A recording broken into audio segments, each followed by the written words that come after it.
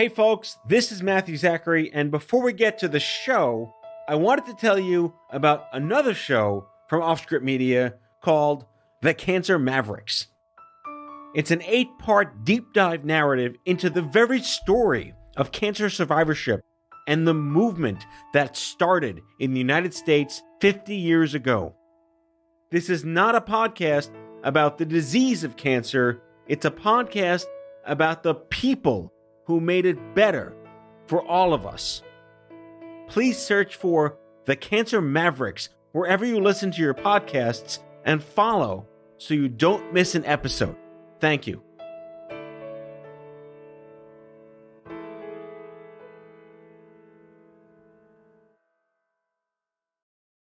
Big news! The Patients Getting Paid membership community is about to launch. This is a community of people with chronic illness learning to find and create flexible, remote work that accommodates their health. I call us chronicpreneurs. There will be trainings about how to build a website, start a podcast, get health insurance when self-employed, maintain SSDI while making money, and a ton of trainings about alternate chronicpreneur careers like voiceover work, becoming a course creator, digital ads management, social media management, e-commerce, affiliate marketing, patient advocacy, and oh, so much more. The founding members launch will offer the lowest subscription price it will ever be, with a plan to increase the pricing immediately after that launch period, which will only be 1 week. So you need to be on the wait list so you can jump in as soon as I open the doors, because the founding members pricing will only last for 1 week. Want to learn more and get on that wait list?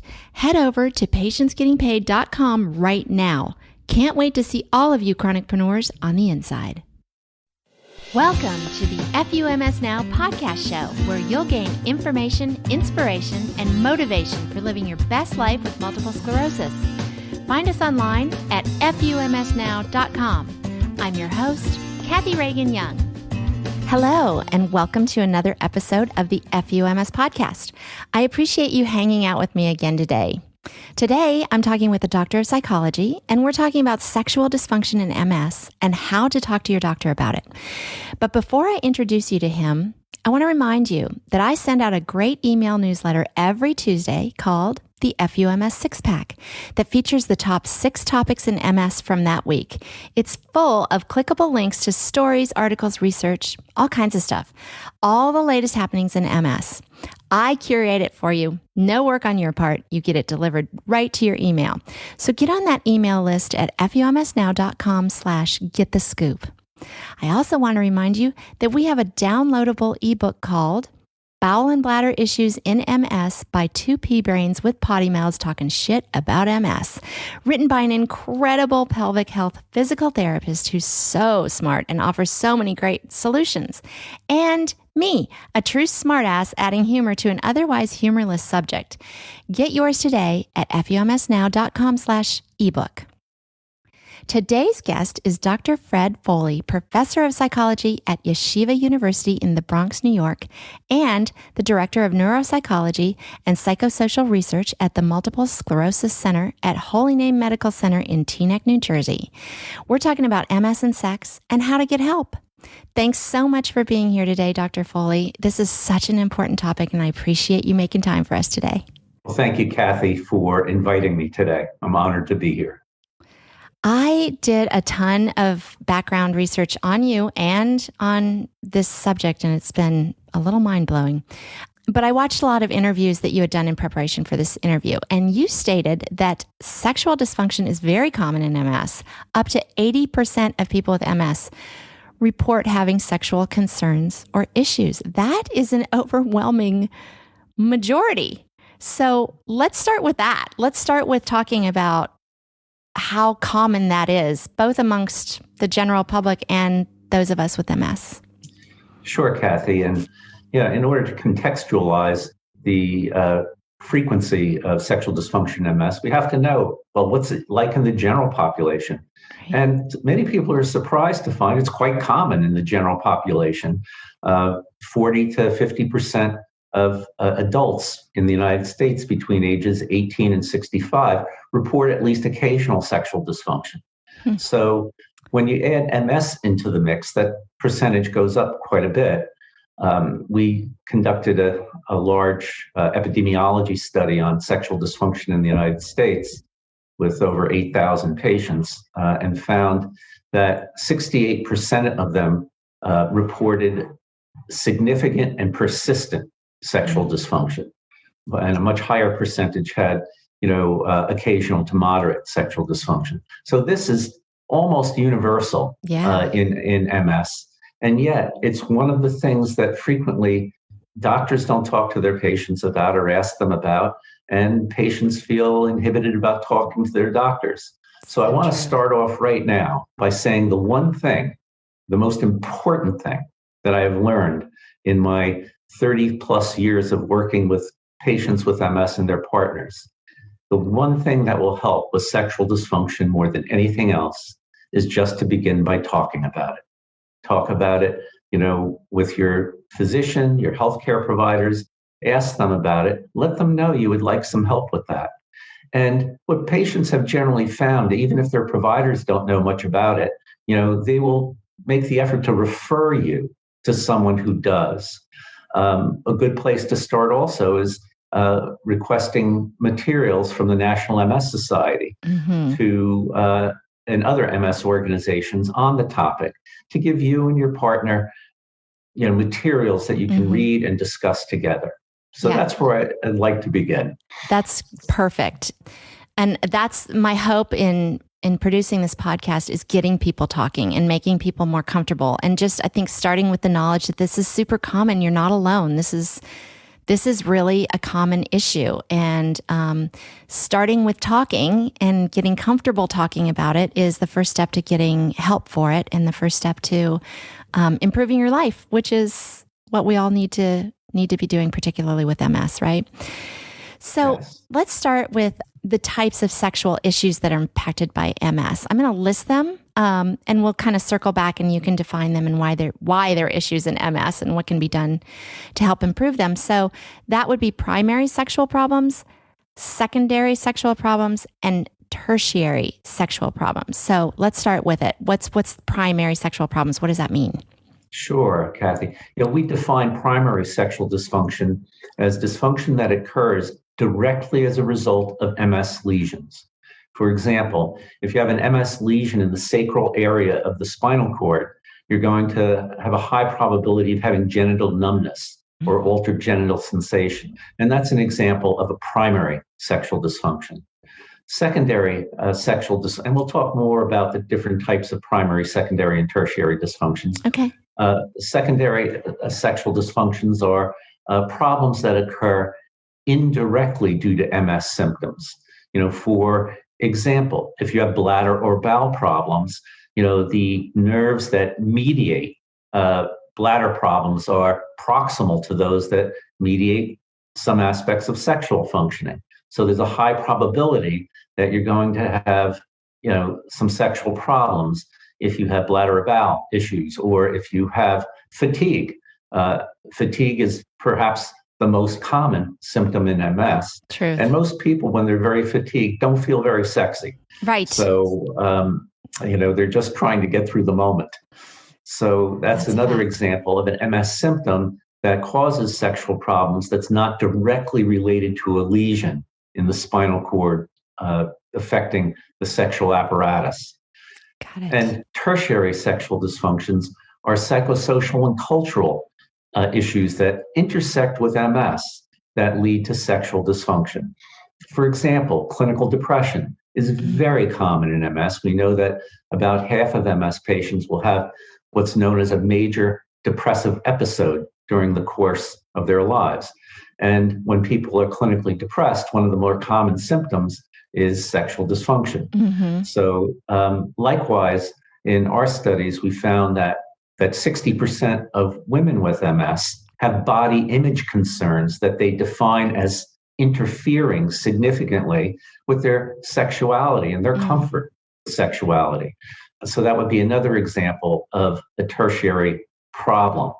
So, over the years, I've learned really much from my patients, how to overcome all these problems. And I'd like to kind of talk about some of the more common ones in men and in women and what you can do about it. Fantastic. I have a quick question. Where does medication fall in there? Because obviously that can make a big difference too. Well, yes. Again, if you're taking a disease-modifying therapy and it's slowing the course of your MS or stopping it, you're going to feel better in general. Right. And so if you're feeling better in general, you're less likely to have sexual dysfunction. But there are some medications that patients take that cause sexual dysfunction. Mm-hmm. For example, the SSRI antidepressants, which are very commonly prescribed in MS because depression and anxiety is very common in MS, can directly cause sexual dysfunction really most of the time. So we encourage physicians when they're prescribing antidepressants or anti-anxiety agents for patients to think of those that don't cause sexual dysfunction or cause less sexual dysfunction. Mm-hmm. So, it's important for the prescriber to be aware of that. And it's important for you to advocate for yourself. You're going to your healthcare provider, your MS healthcare provider, you're letting them know you're anxious and depressed and say, but I don't want you to give me something that's going to kill my sex drive. Right. So. Because that will make me more anxious and depressed. Right. It's right. Not going to make you happier. Right. That's for sure. Exactly. Okay. So let's talk about some of these primary sexual problems. You mentioned like if you have a lesion in the sacral area that it limits genital sensation. So, I mean, how do you have these lesions? How great if we could get rid of them, but we haven't figured that out just yet. So how do you combat these primary sexual problems? Sure. First, I'm going to list, for you all, what are the top 5 symptoms that women complain of and men complain of, excellent. From our large study. So the number one symptom that women complain of is difficulty with orgasm. Mm-hmm. So that's their number one complaint. Mm-hmm. They have less intense, less pleasurable orgasms. Lack of sexual desire is also in the top 5 for women. Mm-hmm. And inadequate vaginal lubrication or wetness is another one. Mm-hmm. And genital numbness rounds out the top 5 for women. Mm-hmm. For men, difficulty achieving an erection is their number one complaint. That's true in every study of sexual dysfunction in men anywhere. That's their number one not just complaint. MS, right? Yeah. No, not just MS. That's in the general population as well. Also, in the MS population, a lack of confidence, men report, it significantly interferes in their sexual function. They lose confidence in that kind of anxiety that accompanies that about kind of engaging in sexual behaviors really interferes for men, much more so than for women. Less intense orgasms and taking too long to orgasm, men also complain of. And in 5th place, same as women, less feeling or genital numbness is there. Again, from lesions in the lower cord, typically. Right. So what can you do about these problems? And I guess that's what you would like me to talk about next. Please, yeah.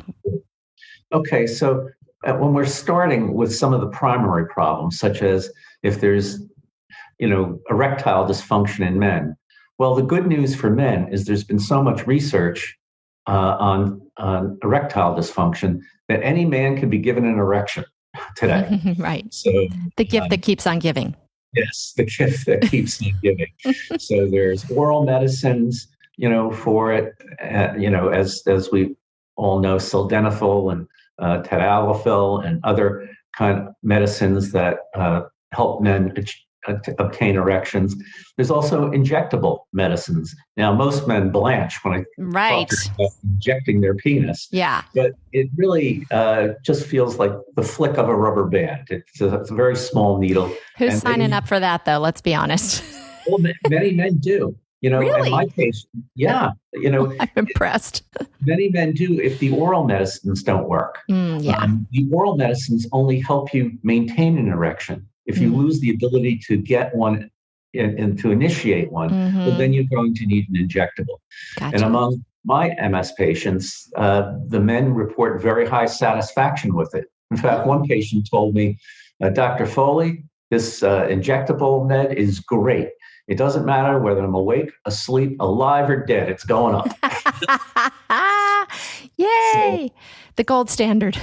The gold standard, right? So, and again, for women, who kind of report kind of loss of sex drive, commonly, that's a difficult symptom to overcome.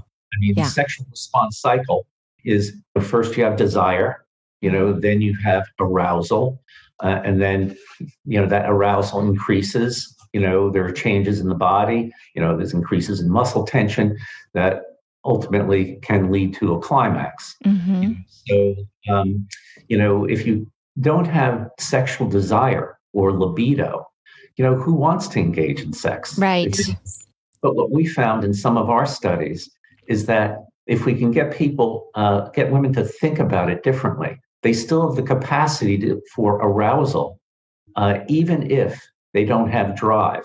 So we have to do something called body mapping exercises with their partners, where each partner takes turns in kind of touching the other person. And the goal here is not to have the person get an orgasm. The goal is just to teach the woman, if she has a loss of desire, to instruct her partner on exactly how she likes to be touched. She has to be in total control of this process and get comfortable with it. And initially, we have them avoid the genitals, just because that kind of makes people anxious if they don't have desire.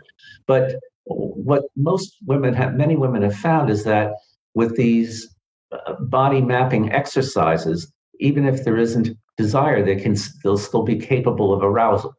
So there are behavioral approaches and behavioral instructions we give that help with that problem. Wow.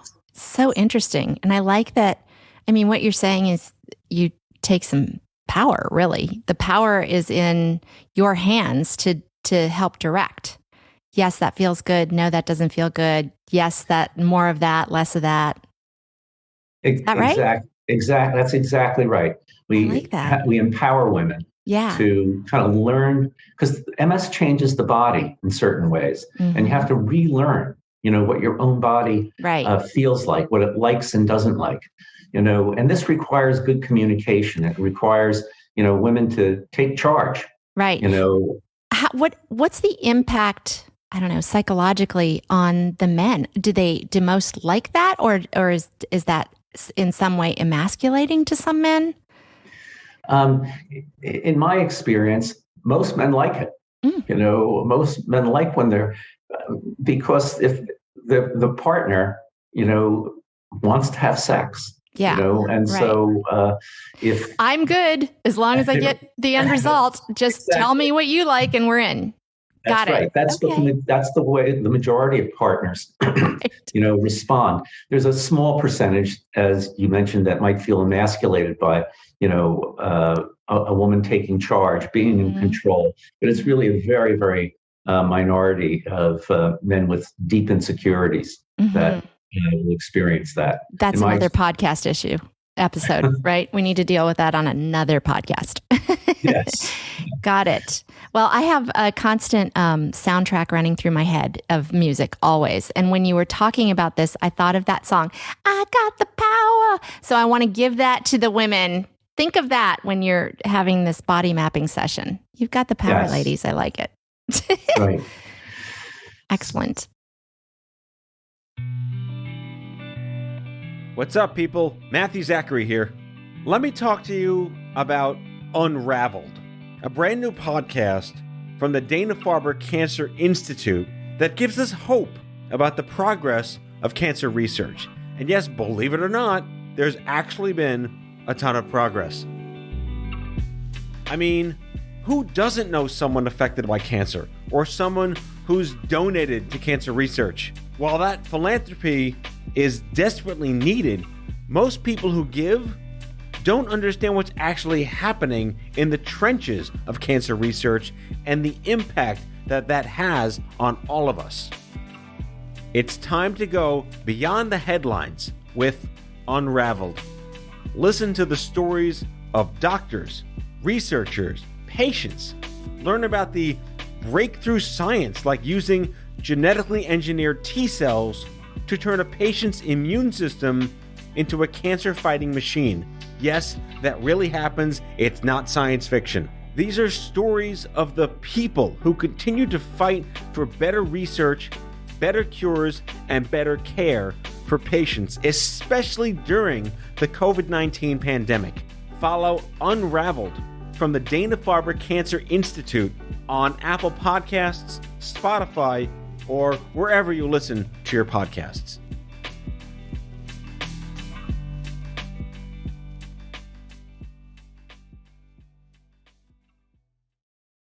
Hey, car shoppers. CarGurus here with your word of the day. Confident. You know, that feeling you get when you're about to rock an outfit so killer, it's going to drop jaws worldwide. What if you could get that feeling while shopping for a car? With CarGurus, you can. Shop more cars than you'll find on other leading car shopping sites.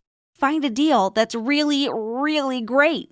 And see all the details that matter, like mileage, accident history, even days on lot. All on CarGurus. Then contact the dealer knowing your stuff and feeling more confident than, well, ever. Visit CarGurus.com today. Common examples of secondary problems like fatigue, which affects both men and women. Yeah. And since over 90% of patients with MS experience fatigue, it's very important to address this symptom because it interferes with sexual function. So there are some medications. Yeah, and everything. You're right. It interferes with everything. Everything you want to do is compromised. Yes. Because of fatigue. So I had one couple I was working with. She had MS and she was married. They had a couple small kids. And that's fatiguing enough right there. That's exhausting enough. They hadn't had sex in over a year. Yeah. And they were kind of in their early 30s. It was still important to them both. Mm-hmm. But she said at the end of the day, she had nothing left. Right. She worked. They both worked. They had two young kids. She had MS. She had fatigue, significant fatigue. Yeah. And so the first thing I did was explain to her partner what MS fatigue is like, because he didn't understand. He says, well, I'm fatigued at the end of the day too. I said, no. This is an illness fatigue. And the only way I could think of getting through to him is I remembered once when I had something that I called the death flu. I had a high temperature, I had the flu, and I was so fatigued from the illness that I was lying on my couch and I really had to urinate. But I was thinking to myself, well, maybe I'll just let loose here. It just seems like too much effort to get up and go to bed. Right. So illness fatigue is very different. And he said, he didn't get that at first. So he was able to then understand MS fatigue. Right. And I asked her when her fatigue was the least. And she said, well, it's in the mornings, it's the least. I said, well, can you become morning people when it comes to having sex? And they both said no, they couldn't do that because they said, well, we think I get up, I think of all my things to do. They had the values of work first, then play, but there was never any energy left to play. Mm-hmm. So I sent them home. And this is what to get the message through to you about the most important part. I said, I want you to talk about this with each other. I want you to discuss it. I want you to brainstorm. And then I want to see you in a few weeks to see what you've come up with. So I want you to talk about it at least 3 times a week and brainstorm for a period of time. So they came back a few weeks later, smiling. And they must have figured it out. Well, they did. They realized that they both could take extended lunch hours on Fridays when the kids were in school and they worked. Their commute wasn't very long, so they were able to rendezvous back at home on Fridays. And while they both still had energy, and while her MS fatigue was in check, and they were able to re-engage in an intimate and sexual relationship again. Appointment sex, love it. Yeah, appointment sex, right? But they didn't have sex every Friday. But what they what they told me was that they felt so empowered by figuring this out. Yeah. They knew the MS was going to throw them curves down the road. They felt if they could overcome this, they can overcome, the future curveballs that MS will throw at them. Oh, that's great. So it was a wonderful, empowering experience for them in much broader ways than just enabling them to regain a sex life again. Yeah, I love that story because, as you pointed out, it was empowering. And so often, for sure in MS, I'm confident this is true in all diseases, you feel so powerless. It's like something just, set up shop in your body and is just taking over your life. And what can you do about it? But when you can find these things where you do have power and you can make a difference and it can impact your thinking and therefore your life and therefore your self-esteem. I mean, it's one thing after the other. It's just all good. So I love that story and especially about the part of just figuring stuff out because you're going to get curveballs. It's MS, for God's sake. It is a constant curveball, but to know, to have that experience of having figured it out, like here's an issue, how are we going to figure it out? And you figure it out and you feel so good. You probably feel empowered then that whatever it throws at us next time, we can figure that out too. That's right. So we did a number of studies on treatment of sexual dysfunction in MS. And one of them that we published, we found that just providing educational materials to, and this study we did with women because men have more treatment options. Most of the treatment studies on sexual dysfunction in the world have been done with men, not with women. So we want to do a study shocker, right? So we wanted to do a study just with women, and we did a randomized controlled trial where an MS nurse just provided women with MS, and first of all, she asked about sexual dysfunction for every person in the clinic. That doesn't normally happen, as we all know. We'll get to that point too. We'll talk about that, but yes. Sorry to interrupt. That's okay, Kath. And those that identified as having sexual dysfunction, she just gave them educational materials, book chapters on the topic in MS, educational materials on what to do about it, and then kind of referrals to local providers. If there were tertiary problems like body image concerns, sent them to a therapist to help them work that through. Mm-hmm. If there were primary problems, kind of tell the neurologist about it, right. Or go to a behavioral specialist who can give you advice on how to overcome these problems. So just by education and giving local referrals, the significant changes in sexual improvement and sexual function occurred in the women in the trial. So, it doesn't take a lot, really. It takes education, start with educational materials and talking with your healthcare provider about it. Yeah, that's so key to everything. Before I hit record, I was mentioning to you that I see this particularly with sexual issues and bowel and bladder issues in MS because I am online 24/7, it feels like, talking about MS and in all these groups. And I see people come on there and ask these questions and what should I do? And does anybody else experience this? And yes. So many of us experience it. But my first response is always, what does your doctor say? And they'll get back to me and say, well, I haven't spoken to them. Well, it's a shame that your doctor hasn't asked you, but we have to be our own best advocate. And we have to then initiate the conversation, which is tough for a lot of people. And I'm hoping that down the road, you can give us a little further down here, you can give us some suggestions on how to bring that up maybe and talk about it more easily. But boy, if you can, everything you just said, it can be so impactful. It can be very small little changes that need to be made that can be impactful on your sex life, which then impacts your entire quality of life. So speak up, right? Ask the questions. Speak up. And if for patients that have problems speaking up, what I advise you to do is write it down. Yes. Just write it down, and kind of bring the list of problems and, to your healthcare provider when you're going to see that person. So if you're inhibited about talking about it, just write it down and bring it with you. Yeah. Or bring a partner with you Yes. who might feel more comfortable kind of raising the question for you. Yes. So, love that.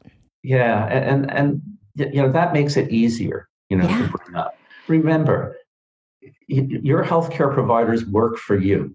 They are your employees. You have to tell them what to do. You have to tell them what you want, help with. So this learned helplessness that occurs so frequently in MS, where, as you said before, Kathy, people just feel helpless, like a leaf at the mercy of the wind, right. As if they, we have to get them out of thinking that way and to feel empowered, take control, and take charge of their healthcare and take charge of their healthcare provider. Amen. By telling him or her what you want. Yes.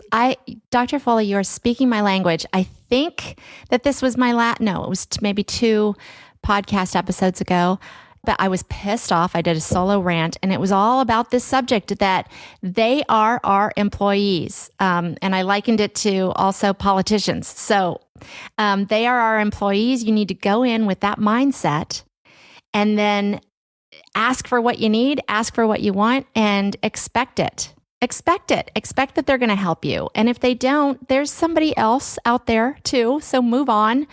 But I love that. That is exactly right. Like you're going in there to get help. So insist on getting that help, right?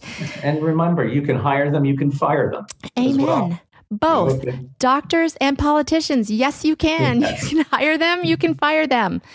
You made a couple of big points there about when you go in to talk to your doctor and writing everything down. I'm a huge advocate writing everything down because I forget. I get very nervous when I get in there and I forget something that I was going to say. So it'll help you not forget. But also I would imagine if you're really nervous about bringing that up, I could just imagine like just looking down, sort of averting your eyes if that bothers you. You now have something to just read to the doctor. So you're not kind of having to come up with it on the fly.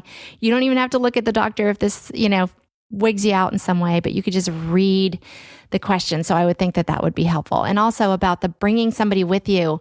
I always say bring someone with you because in my own case, well, I have several issues in this because I am such I don't know what the right word would be, but I put a positive spin on everything too. It's almost, it's too much because I'll get in there and I'll say, well, in the last 6 months, nothing's happened. I've been great, no problem. And I truly believe that when I'm saying it.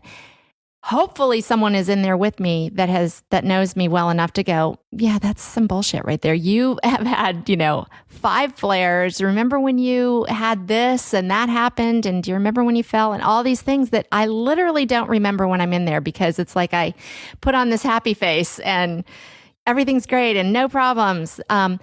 But to your point, particularly with sexual health, if you can have your sexual partner come with you, I loved the example of what you just said about the fatigue and explaining the fatigue, because this is such a huge problem in this community that people don't understand. And then therefore they minimize the issue, whether it be fatigue or anything else.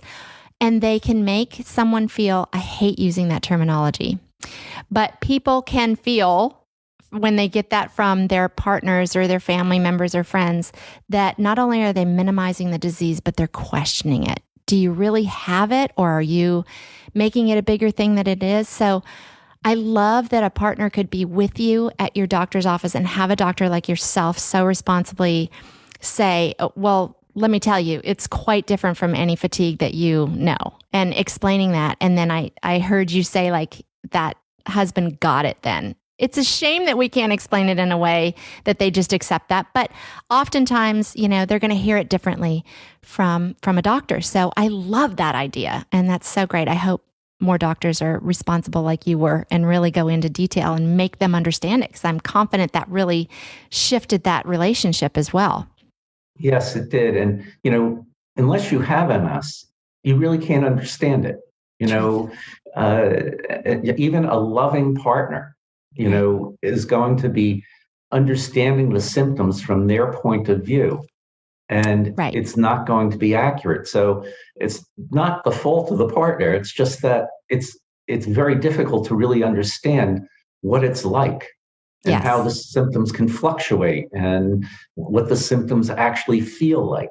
Right. Exactly. So getting that extra, input from your doctor, I think would be super helpful for anyone. So bring your partners, swing your partners round and round, bring them with you to the hoedown. I don't know. You mentioned bladder function a number of times, and I work with a lot of both men and women around sexual functioning who have bladder issues. If, for example, many women are anxious because they have bladder leakage when they're going to have sex, and they're concerned about that, and it makes them anxious and upset. When I usually bring the partners in the room and kind of just discuss it frankly and openly, most partners say, "I don't care." That's so great. Yeah, and there are things you can do to minimize, having a bladder accident during sex.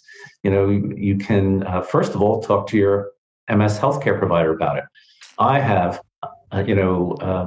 bladder problems, especially when I have sex. What can I do about that? There are a number of medicines that can help improve bladder function. There's self-catheterization, that some of my patients we advise to do before they're going to have sex to empty their bladders, ahead of time. There's you can restrict your fluid intake for a little while before. In other words, there's a lot of things that you can do. Yeah. But what I find is if you just talk to your partner about it, how anxious it makes you feel, most of the time they're going to say, "It doesn't bother me." Right. I don't care. Yeah. They just want to relate. Yeah. Sexually. And that's empowering to know also that that's not a big deal for them. Right. Much like I bet the body image is the same thing, right? Like we tend to think, "Oh my gosh, how could he be interested in me because I have this belly roll or whatever it is?" And he's going, "I never even noticed that. I don't care." Right. I try to remind people that fat feels good in bed, that I love that. And so women have twice as frequent body image problems in MS, I found, that interfere significantly in sexual functioning than men do. But, women are saturated in our society with images that depict, what the ideal view of beauty is, that it's extraordinarily distorted. Yes, unattainable. Ridiculous. Unattainable. The average American fashion model is 5'11.5" tall and weighs 118 pounds. The average American woman is 5'4.5" tall and weighs 155 pounds. So, disconnect. Yeah, the disconnect from reality kind of infiltrates, women's sense of self to kind of lead to body image problems. And this is in the general population. It's not just in MS. Right. But when you throw MS in there, it just worsens it. Yeah, true. Wow, that's so interesting. So primary, secondary, tertiary, lots of potential issues for problems with sex, but lots of things you can do about it too, starting with talking, right? Talking and get educational materials. Talk with each other. And we teach people how to talk. A lot of people tell me, "Well, I don't know how to talk about sex with my partner."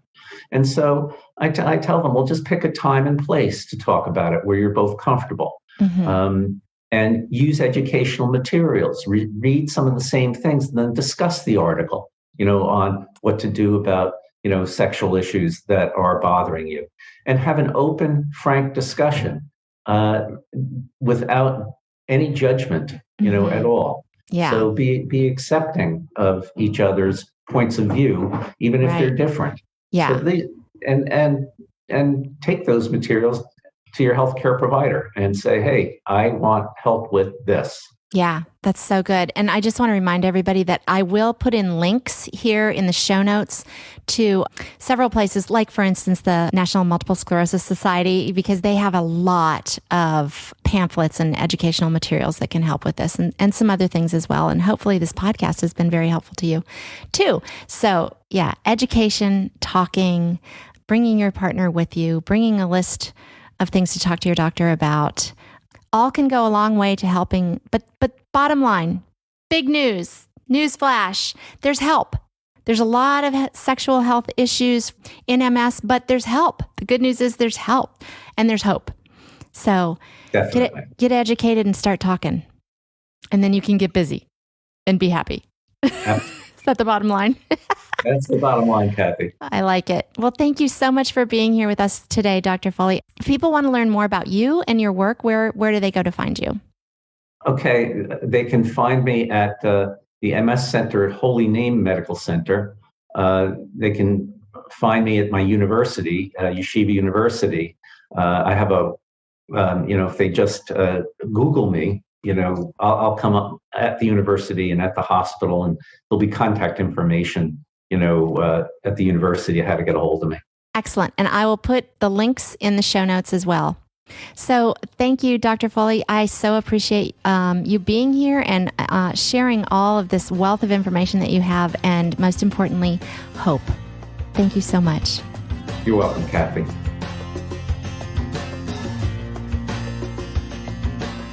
Quick shout out to Steve Woodward at podcastingeditor.com for the fantastic work on this podcast, including editing, show notes, and ingenious ideas. If you'd like help with your podcast, whether you're just starting out or an old pro, visit podcastingeditor.com and tell Steve I sent you. Thanks, everybody. I really appreciate you listening to the FUMS podcast show. Be sure to subscribe to it so you won't miss an episode. You can do that right on the website at FUMSnow.com. While you're there, sign up for the free email list so you'll be among the first to know of any new findings in MS research, new therapies and products, as well as any blog posts and podcast episodes I release. Want to chat with others in the FUMS community? Join us on Facebook at FUMS Now. Thanks again, and don't forget to talk to the stupid disease as it deserves. Tell it FUMS every day.